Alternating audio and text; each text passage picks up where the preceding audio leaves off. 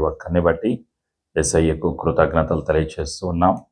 ఈరోజు ప్రత్యేకంగా ఆఫ్ఘనిస్తాన్ కొరకు, అల్జీరియా కొరకు ప్రార్థన చేయడానికి పరిశుద్ధాత్ముడు సహాయం దయచేసినందుకు కృతజ్ఞతలు తెలియజేస్తూ ఉన్నాను.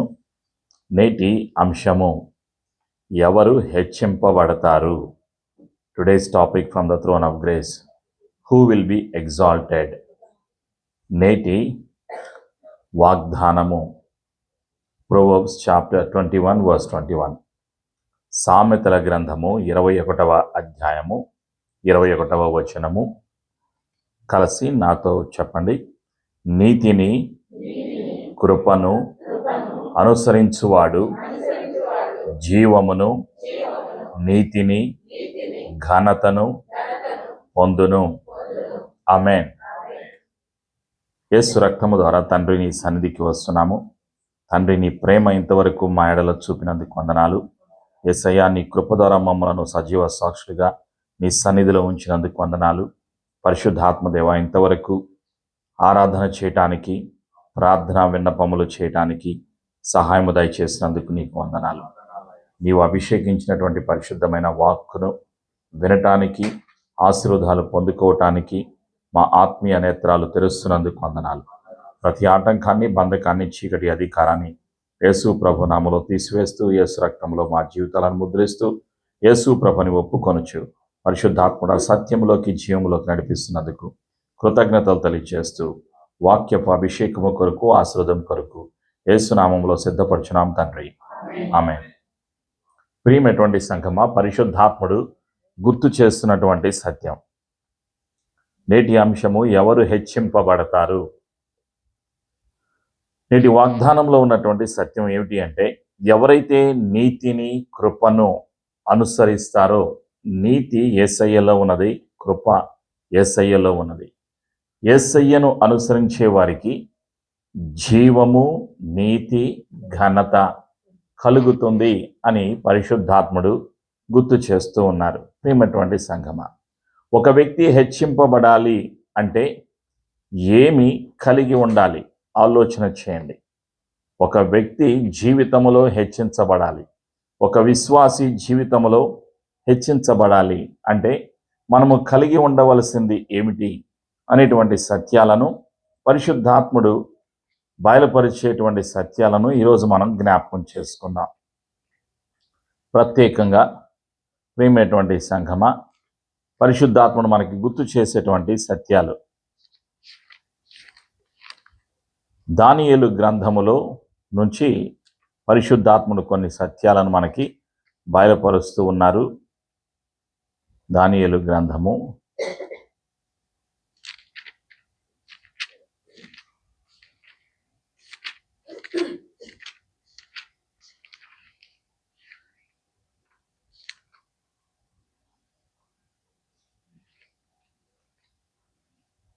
3వ అధ్యాయంలో ఉన్నటువంటి సత్యం. ఈ యొక్క 3వ అధ్యాయములో బబులోను అనేటువంటి దేశమును, అన్యుల దేశమైనటువంటి యొక్క బబులోను దేశమును నెబుకద్నెజరు అనేటువంటి ఒక రాజు పరిపాలన చేస్తూ ఉన్నాడు. ఆయన పరిపాలన చేసేటువంటి సమయంలో జరిగినటువంటి ఒక సంఘటన, ఒక అద్భుతం. అక్కడికి ఈ యొక్క బబులోను దేశానికి ఇజ్రాయేలు దేశం నుండి అనేక వందల వేల మంది యూదులను బానిసలుగా తీసుకొని రాబడ్డారు. యూదులు అనేక మంది వచ్చారు. వాళ్ళు ఏం చేస్తున్నారు? ఇక్కడ బానిసలుగా ఉన్నారు బబులోను దేశంలో. అయితే వాళ్ళల్లో కొంతమంది తెలివైన వాళ్ళు ఉన్నారు. ఈ యొక్క బబులోను దేశానికి వచ్చినటువంటి యూదులు, ఈ ప్రత్యేకంగా ఏర్పాటు చేయబడిన, ఎన్నుకోబడినటువంటి యూదులు, వాళ్ళ యొక్క వృత్తి ఏమిటి అంటే, వాళ్ళు దేవర్ స్క్రైబ్స్, అంటే రాసేటువంటి వాళ్ళు. అంటే వాళ్ళు అనేక రకాలైనటువంటి శాసనాలను, చట్టాలను అన్నీ కూడా రాసేటువంటి వాళ్ళు, నియమాలన్నింటినీ కూడా రాసేటువంటి వాళ్ళు. అయితే బబులోను దేశములో ఒక ముగ్గురు ఉన్నారు. ఆ ముగ్గురు ఎవరు అంటే, షడ్రక్, మేషక్, అబెద్నెగో అనేటువంటి వాళ్ళు ముగ్గురు ఉన్నారు. ఈ ముగ్గురు కూడా బబులోను దేశంలో రాజు యొక్క అంతఃపురములో నివసిస్తూ ఉన్నారు. అసలు వాస్తవానికి ఈ యొక్క పేర్లు, ఈ యొక్క షడ్రక్, మేషక్, అబెద్నెగో అనేటువంటి పేర్లు నెబుకద్నెజరు పెట్టాడు. వాళ్ళ అసలు పేర్లు ఏమిటి అంటే హనన్యా. షడ్రక్కి అసలు పేరు అంటే అర్థం ఏమిటి అంటే ధైర్యము, విశ్వాసము అని అర్థం. మేషక్కి పెట్టబడినటువంటి పేరు ఏమిటి, అసలు హెబ్రీల భాషలో ఉన్నటువంటి తన పేరు ఏమిటి అంటే మిషాయల్. దానికి అర్థం ఏమిటి అంటే నీలాంటి దేవుడు ఎవరు అని అర్థం. ప్రియమైనటువంటి సంగమ, నమ్మకస్తుడు అని అర్థం. అబెద్నెగో అనేటువంటి వ్యక్తి అసలు పేరు ఏమిటి అంటే అజరియా. ఆ అజరియా అనేటువంటి పేరుకి అర్థం ఏమిటంటే యాహ్వే హ్యాస్ హెల్ప్డ్, యెహోవా సహాయము దయచేశాడు అనేటువంటి పేరు ఉన్నది. అయితే ఎప్పుడైతే వీళ్ళ యొక్క పేర్లు మార్చబడ్డాయి, ఏమిటి ఇప్పుడు వీళ్ళ పేర్లు? షడ్రక్, మేషక్, అబెద్నెగో. వీళ్ళు ముగ్గురు కూడా ధైర్యం కలిగినటువంటి వాళ్ళు. వీళ్ళకి మోషే ధర్మశాస్త్రం తెలుసు. వీళ్ళు మోషే యొక్క ధర్మశాస్త్రాన్ని ఎల్లప్పుడూ పాటిస్తున్నటువంటి యూదులు. ఈ నెబుకద్నెజరు ఏం చేశాడు అంటే ఒకరోజు ఒక శాస్త్రాన్ని తీసుకుని వచ్చాడు దేశంలో. ఏమిటి ఆ శాస్త్రం అంటే దానియేలు గ్రంథం 3వ అధ్యాయంలో 3వ వచనంలో చూస్తున్నాం ఆ సత్యం. ఆ అధిపతులను, సేనాధిపతులను, సంస్థానాధిపతులను, మంత్రులను, ఖజానాదారులను, ధర్మశాస్త్ర విధాయకులను, న్యాయాధిపతులను, సంస్థానంలో ఆధిక్యము వహించిన వారందరూ రాజగు నెబుకద్నెజరు నిలువపెట్టించిన ప్రతిమ యొక్క ప్రతిష్టకు కూడి వచ్చి రాజగు నెబుకద్నెజరు నిలువబెట్టించిన ప్రతిమ ఎదుట నిలుచుండిరి. ఒక ప్రతిమను, ఒక విగ్రహాన్ని తయారు చేయించాడు. ఎవరు? నెబుకద్నెజరు. ఆ యొక్క విగ్రహం దేనితో చేయించాడు? బంగారముతో. ఒక పొడవైనటువంటి విగ్రహం, బంగారముతో చేయబడినటువంటి ఒక విగ్రహం. అయితే దాన్ని పెట్టించిన తర్వాత ప్రజలందరికీ ఏమని చెప్పించాడంటే ఎప్పుడైతే ప్రతిరోజు కూడా ప్రజలు ఏం చేయాలి అంటే వాయిద్యాలు వాయిస్తారు. ఈ యొక్క నెబుకద్నెజరు యొక్క ఆధీనంలో ఉన్నటువంటి అనేక మంది కళాకారులు ఉన్నారు. వాళ్ళందరూ ఏం చేస్తారంటే 4వ వచనం ఇట్లుండగా ఒక దూత చాటించినదేమనగా, జనులారా, దేశస్థులారా, ఆయా భాషలు మాట్లాడు వాళ్ళరా, మీకు ఆజ్ఞాపించుచున్నాను ఏమనగా బాకా, పెల్లంగ్రోవి, పెద్ద వీణ, సుంపోనియా, వీణ, విపంచిక, సకల విధములకు వాయిద్యములను మీకు వినబడినప్పుడు రాజగు నెబుకద్నెజరు నిలువబెట్టించిన బంగారు ప్రతిమ ఎదుట సాగిలపడి నమస్కరించుడి. సాగిలపడి నమస్కరింపని వాడెవడో వాడు మండుచున్న అగ్నిగుండములో తక్షణమే వేయబడును. ఇది శాసనం, ఇది ఆజ్ఞ, రాజుగారి యొక్క ఆజ్ఞ.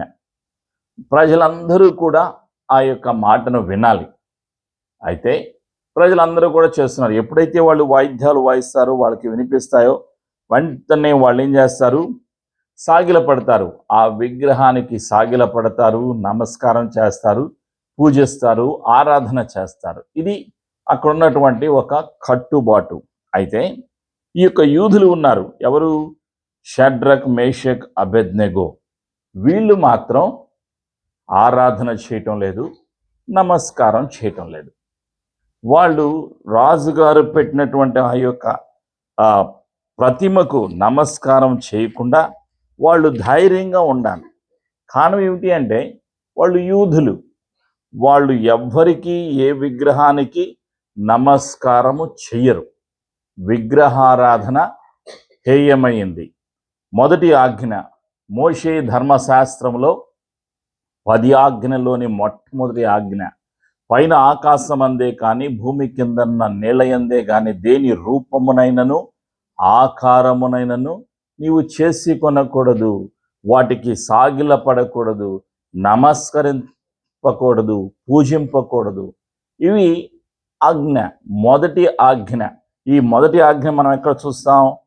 నిర్గమాకాండములో 20వ అధ్యాయములో మోషేకి దేవుడు అనుగ్రహించినటువంటి ఈ యొక్క 10 ఆజ్ఞల్లోని మొట్టమొదటి ఆజ్ఞ ఇది. వీళ్ళకి తెలుసు, ఈ ఆజ్ఞ గురించి తెలుసు కాబట్టి వీళ్ళు ఏం చేస్తున్నారు? ఈ ఆజ్ఞను పాటిస్తూ ఉన్నారు. ప్రియమైనటువంటి సంఘమా, నిర్గమాకాండం 20వ అధ్యాయం దేవుడు ఈ ఆజ్ఞలు వివరించి చెప్పాను. నీ దేవుడనైన యెహోవాను నేనే దాసుల గృహమైన ఐగుప్తు దేశములోని నిన్ను వెలుపలికి రప్పించి తిని, నేను తప్ప వేరొక దేవుడు నీకుండకూడదు. పైన ఆకాశం అందే కానీ, క్రింద భూమి అందే కానీ, భూమి క్రింద నీళ్ళ అందే కానీ దేని రూపమునైనను విగ్రహమునైన నీవు చేసి కొనకూడదు, వాటికి సాగిలపడకూడదు, వాటిని పూజింపకూడదు. ఏలనగా నీ దేవుడనైన యెహోవానకు నేను రోషము గల దేవుడను. నన్ను ద్వేషించు వారి విషయంలో 3-4 తరముల వరకు తండ్రుల దోషమును కుమారుల మీదకి రప్పించుచు, నన్ను ప్రేమించి నా ఆజ్ఞలు గైకొని వారిని 1000 తరముల వరకు కరుణించువాడనై ఉన్నాను. ఇది ఆజ్ఞ, మొట్టమొదటి ఆజ్ఞ. మోషేకి దేవుడు ఆ సీనాయి పర్వతం మీద రాసి ఇచ్చినటువంటి 10 ఆజ్ఞలోని మొట్టమొదటి ఆజ్ఞ. వీళ్ళకి తెలుసు, యూదులకి. వీళ్ళు ఏం చేస్తున్నారు? రాజు యొక్క ఆజ్ఞకు తలవంచటం లేదు, ఆ బంగారు ప్రతిమకు తలవంచటం లేదు, ధైర్యంగా ఉన్నారు. వాళ్ళలో ఉన్న ధైర్యం ఏమిటి? దేవుడే మా సహాయము, దేవునికి తప్ప మేము ఎవరికి నమస్కారము చెయ్యము అనేటువంటి ధైర్యముతో, విశ్వాసముతో వాళ్ళు ఉన్నారు. దానియేలు గ్రంథం 3వ అధ్యాయంలో మనం చూస్తున్నాం. 12వ వచనం,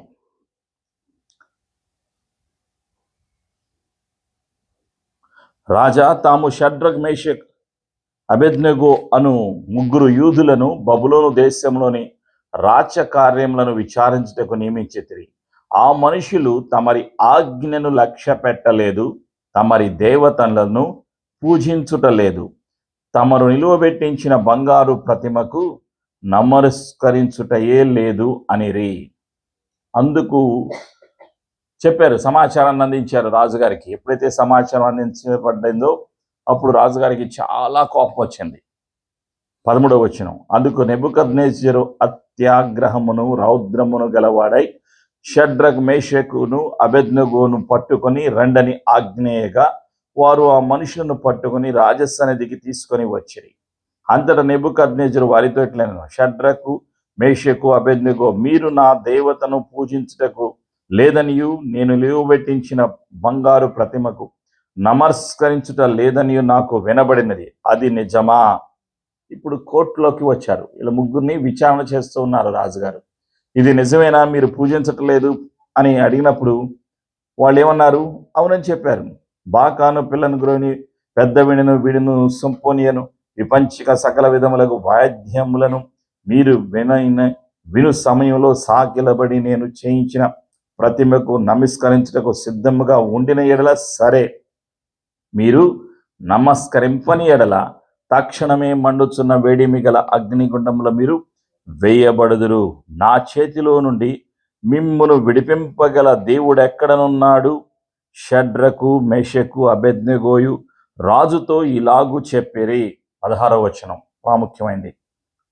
షడ్రకు, మేషకు, అబేద్నెగోయు రాజుతో ఇలాగు చెప్పిరి, నెబుకద్నెజరు, ఇందును గూర్చి నీకు ప్రత్యుత్తరమియ్యవలెనన్న చింత మాకు లేదు.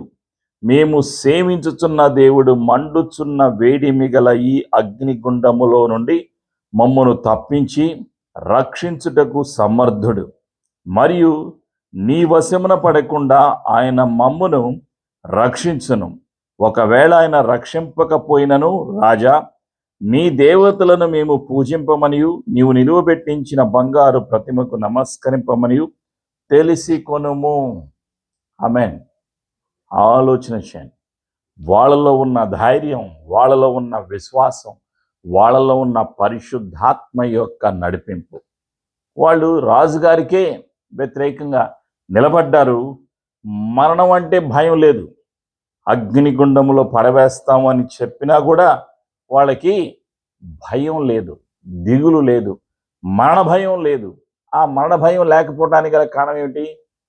దేవుని యొక్క ఆత్మ, పరిశుద్ధాత్మ చేత వాళ్ళు నడిపించబడ్డారు. వాళ్ళు శాసనాలను 10 ఆజ్ఞలను మొదటి ఆజ్ఞను పాటించారు. వాళ్ళలో విశ్వాసం ఉంది, వాళ్ళలో ధైర్యం ఉంది, వాళ్ళలో పరిశుద్ధాత్మ యొక్క నడిపింపు ఉన్నది. ప్రియమైనటువంటి సంఘం, అప్పుడు రాజుగారికి చాలా కోపం వచ్చింది. వెంటనే ఆ ముగ్గురిని తీసుకుని వెళ్ళి ఆ అగ్నిగుండం ఇంకా వేడిగా చేయమని వాళ్ళకి ఆజ్ఞాపించారు పక్కన వారికి. ఆ తర్వాత వాళ్ళు బాగా వేడి చేశారు. 21వ వచనంలో, మరియు తన సైన్యంలో నుండి బలిష్ఠులలో కొందరిని పిలువనంపించి షడ్రక్, మేషక్, అబేద్నెగోను బంధించి వేడిమి కలిగి మండుచున్న ఆ అగ్నిగుండంలో వేడని ఆజ్ఞేయగా వారు వారి అంగీలను, నిలువటంగీలను, పై వస్త్రమును, తక్కిన వస్త్రమును తీయకే ఉన్న పాటున ముగ్గురిని వేడిమి కలిగి మండుచున్న అగ్ని గుండమున్న నడుమ పడవేసిరి. ఆ ముగ్గురిని కూడా అగ్నిగుండంలో పడవేశారు. ప్రియమైనటువంటి సంఘమా, అయితే ఈ ముగ్గురు కూడా ఆ అగ్నిగుండంలో పడిపోయిన తర్వాత వాళ్ళు ఏం చేస్తున్నారు అంటే, బహుశా నా ఆలోచన ఏమిటి అంటే, వాళ్ళు అక్కడ ఆరాధన చేస్తూ ఉన్నారు. ఆ అగ్నిగుండంలో వాళ్ళు ఏం చేస్తూ ఉండి ఉండవచ్చు అంటే, ఆరాధన చేస్తూ ఉండి ఉండవచ్చు. అందువల్ల అక్కడ ఏం జరిగింది? అద్భుతం జరిగింది. ఏమిటి ఆ అద్భుతం అంటే, 25వ వచనంలో మనం 24 వచనం నుంచి చదువుతున్నాను. రాజుకు నెబుకద్నెజరు ఆశ్చర్యపడి తీవ్రముగా లేచి, మేము ముగ్గురు మనుషులను బంధించి ఈ అగ్నిలో వేస్తిమి కదా అని తన మంత్రులను అడిగాను. వారు, రాజా, సత్యమే అని రాజుతో ప్రత్యుత్తరం ఇచ్చారు. అందుకు రాజు, నేను 4 మనుషులు బంధకములలో లేక అగ్నిలో సంచరించుట చూచుచున్నాను. వారికి హాని ఏమీ కలగలేదు. 4వ వాని రూపము దేవతల రూపమును పోలినదని వారికి ప్రత్యుత్తరం ఇచ్చాను. ఆలోచన చేయండి. నెబుకద్నెజరు 4వ వ్యక్తిని చూస్తున్నారు. ఎవరు ఆయన? ఆ 4వ వ్యక్తి ఎలా ఉన్నాడు? దేవదూత వలె ఉన్నారు. ఎవరై ఉంటారు ఆ 4వ వ్యక్తి అంటే, యేసు ప్రభువు వారు అయి ఉంటారు. దేవదూత. ప్రియమైనటువంటి సంఘమా, వాళ్ళను విడిపించడానికి దేవుడే అక్కడికి వచ్చారు. కారణం ఏమిటి అంటే, దేవుడు తన యొక్క మహిమను, తన ఉనికిని, తన శక్తిని అన్ని సమయాలలో అన్యుల ఎదుట నిరూపించడానికి ఇష్టపడుతూ ఉన్నాడు. నెబుకద్నెజరు రాజు 4వ వ్యక్తిని చూశారు, దేవదూతను చూశాడు, 4గురుని చూశాడు. అప్పుడు రాజుకి ఆశ్చర్యం కలిగింది. 26వ వచనం, అంతటా నెబుకద్నెజరు వేడిమి కలిగి మండుచున్న ఆ గుండము వాకిలి దగ్గరకు వచ్చి, షడ్రక్, మేషక్, అబేద్నెగో అయిన వాళ్ళరా, మహోన్నతుడగు దేవుని సేవకులారా, బయటికి వచ్చి నా యొద్దకు రండని పిలువగా, షడ్రక్, మేషక్, అబేద్నెగో ఆ అగ్నిలో నుండి బయటికి వచ్చిరి. ఆ అధిపతులను, సేనాధిపతులను, సంస్థానాధిపతులను, రాజు యొక్క ప్రధాన మంత్రులను కూడి వచ్చి ఆ మనుషులను పరీక్షించి వారి శరీరములకు అగ్ని ఏ హాని చెయ్యకునుటయు, వారి తల వెంట్రుకలలో ఒక్కటైనను కాలిపోకునుటయు, వారి వస్త్రములు చెడిపోకుండుటయు, అగ్ని వాసనైనను వారి దేహమునకు తగులకునుటయు చూచిరి. ఆలోచించండి, అద్భుతం జరిగింది. సహజంగా మనం చలి మంటల దగ్గర ఉన్నాం అనుకోండి, ఆ పొగ మనకి బట్టలకు అంటుకుంటే పొగ వాసన వస్తుంది, అవునా కదా? తర్వాత ఆ మంటల్లో కొంచెం పైకి వస్తే వెంట్రుకలు కాలిపోతాయి కొంచెమైనా సరే.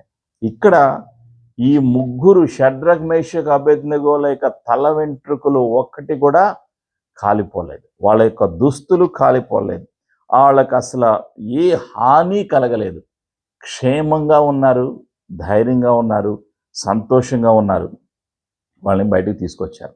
అప్పుడు 27వ వచనం, ఆ అధిపతులను, సేనాధిపతులను, సంస్థానాధిపతులను రాజు ఈ యొక్క ప్రధానమంత్రులను కూడి వచ్చి ఆ మనుషులను పరీక్షించి వాళ్ళని పరీక్ష చేశారు. ఆ తర్వాత అగ్ని వాసనను వారి దేహములకు తలుగకుంటయు చూచిరి. చూసిన తర్వాత వాళ్ళకి ఏం కలిగింది? వాళ్ళకి ఆశ్చర్యం కలిగింది. రాజుకి, అక్కడ ఉన్నటువంటి అధికారులకు అందరికీ ఆశ్చర్యం కలిగింది. 8వ వచనం, నెబుకద్నెజరు షడ్రక్ మేషక్ అబేద్నెగోను వీరి దేవుడు పూజార్హుడు. ఆయన తన దూతనంపి తన్నాశ్రయించిన దాసులను రక్షించెను. వారు తమ దేవునికి గాక మరి ఏ దేవునికి నమస్కరింపకయు ఏ దేవుని సేవింపకయు ఉందుమని తమ దేహములను అప్పగించి రాజు యొక్క ఆజ్ఞను వ్యర్థపరిచిరి. కాగా నేను ఒక శాస్త్రము నియమించుచున్నాను, ఏదనగా ఈ విధముగా రక్షించుటకు సమర్థుడు దేవుడుగాక మరి ఏ దేవుడునూ లేడు. కాగా ఏ జనులలో గాని రాష్ట్రములో గాని ఏ భాష మాట్లాడు వారిలో గాని షడ్రక్ మేషక్ అబేద్నెగోను వారి దేవుని ఎవడు దూషించునో వాడు తుత్తునీలుగా చేయబడును. వాని ఇల్లు ఎప్పుడునూ పెంటకుప్పగా ఉండునెను. అంతటా నుండి రాజు షడ్రక్ మేషక్ అబేద్నెగోను వారిని బబులోను సంస్థానములో హెచ్చించెను. ఎవరు హెచ్చించబడతారు? ఆజ్ఞలను పాటించేటువంటి వారు హెచ్చించబడతారు. విశ్వాసము కలిగిన వారు హెచ్చించబడతారు. పరిశుద్ధాత్మ పూర్ణులు హెచ్చించబడతారు. దేవుని యొక్క చిత్తాన్ని అవలంబించే వాళ్ళు హెచ్చించబడతారు. ఈ ముగ్గురు కూడా హెచ్చించబడ్డారు. ప్రియమైనటువంటి సంగమా, ఎవరైతే ఈ ముగ్గురిని అందులోకి వేశారో, ఆ అగ్నిగుండంలోకి వేశారో, ఆ యొక్క భటులు ఆ వేసిన వాళ్ళు అందులో పడిపోయారు, వాళ్ళు కాలిపోయారు అగ్నిగుండంలో. అయితే ఈ ముగ్గురు మాత్రం క్షేమంగా బయటకు వచ్చారు. రాజు క్రొత్త శాస్త్రాన్ని ఏర్పాటు చేశాడు. ప్రజలందరిలో, అన్ని రాష్ట్రాల్లో, అన్ని దేశాల్లో, అన్ని భాషల్లో ఉన్న వారందరికీ గమనిక ఏమిటి అంటే, షడ్రక్ మేషక్ అబేద్నెగోల యొక్క దేవుడే శక్తిమంతుడు, పూజార్హుడు. ఆయనని ఎవరైనా ద్వేషించినా తిరస్కరించినా వాళ్ళకి శిక్ష పడుతుంది అని చెప్పాడు. ఆయనే రక్షించుటకు సమర్థుడగు దేవుడు అని నేను నమ్ముచున్నాను అని బబులోనులోని అన్యులందరికీ కూడా ఆజ్ఞాపించాడు నెబుకద్నెజరు. నెబుకద్నెజరు కూడా విశ్వసించాడు. ఎవరిని? అబ్రహాం, ఇస్సాకు, యాకోబుల దేవుని యందు విశ్వాసం ఉంచాడు. షడ్రక్ మేషక్ అబేద్నెగోల యొక్క దేవుని యందు విశ్వాసం ఉంచాడు. ఆలోచన చేయండి. ఈ లోకములో అన్యులు విశ్వాసము ఉంచాలి అంటే దేవుని యొక్క ఉనికిని, శక్తిని, ప్రేమను మన యొక్క జీవితాల నుండి వాళ్ళు చూడాలి. మనలో ఉన్న వెలుగు అన్యులు చూడాలి. అప్పుడు ఏం కలుగుతుంది? వాళ్ళే ఒప్పుకుంటారు. నీవు ఆరాధనకు వెళుతున్నటువంటి, నీవు నమ్మినటువంటి, నీవు పూజించేటువంటి నీ దేవుడైనటువంటి, నీవు నమ్ముకున్నటువంటి దేవుడైనటువంటి ప్రభువైన యేసుక్రీస్తు సజీవుడు, పునరుత్థానుడు అని నేను కూడా నమ్ముతున్నాను అని అన్యులు రావాలి. వాళ్ళు కూడా ముందుకు వచ్చి ఆరాధన చేయాలి. మనతో కలిసి తండ్రిని ఆరాధన చేయాలి. అందుకే మనం ఈ అన్యుల దేశంలో ఇంకా ఉన్నాం. ప్రియమైనటువంటి సంఘమా, మార్పు కలుగుతుంది. రాజు యొక్క హృదయములో మార్పు కలిగింది. బబులోను దేశములో మార్పు కలిగింది. ఎవరు మార్పును తీసుకుని వస్తారు? పరిశుద్ధాత్ముడు మార్పును తీసుకుని వస్తాడు. ఆత్మీయ నేత్రాలు పరిశుద్ధాత్ముడు తెరుస్తాడు. అందుకు మనమేం చేయాలి? సిద్ధపడాలి. మనం నమ్మినటువంటి, మన కొరకు మరణించి సమాధి చేయబడి తిరిగి లేచినటువంటి యేసు ప్రభు కొరకు సాక్షిగా మనం జీవించాలి. పునరుత్థానమునకు సాక్షులుగా మనము జీవించాలి. అప్పుడు మన జీవితాల్లో ఆశ్చర్య కార్యాలను చూస్తాం, అద్భుతాలను చూస్తాం.